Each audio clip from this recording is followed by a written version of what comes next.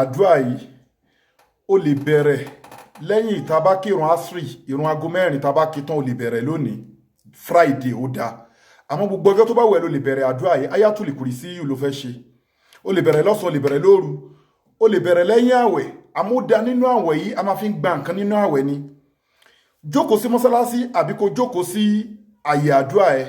ṣe àwọn mọ̀kọ́ jímọ̀ astaghfirullah alhamdulillah salatu ala nabi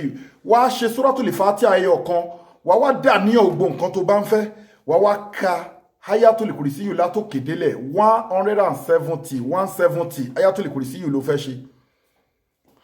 torẹ́ lomi lè bẹ̀rẹ̀ lónìí friday tó bá kírun aago mẹ́rin tán àmọ́ gbogbo táìmù tó bá wẹ̀ ló lè bẹ̀rẹ̀ inú àwẹ̀ ó lè ṣe lọ́jọ́ mẹ́ta ó lè ṣe lọ́jọ́ mẹ́rin ó lè ṣe lọ́jọ́ márùn-ún ó lè ṣe lọ́jọ́ mẹ́fà tó bá dẹ̀ ti bẹ̀rẹ̀ ó lè máa ṣe lọ títí tí àwẹ̀ á fi parí gbogbo nǹkan ló lè fi yanjú òun wọ́ ọmọ ni òun wówó ni òun wá rìsìkì ni òun wá pò ni òun wá físà ni ayatul kursiyu yóò tẹ́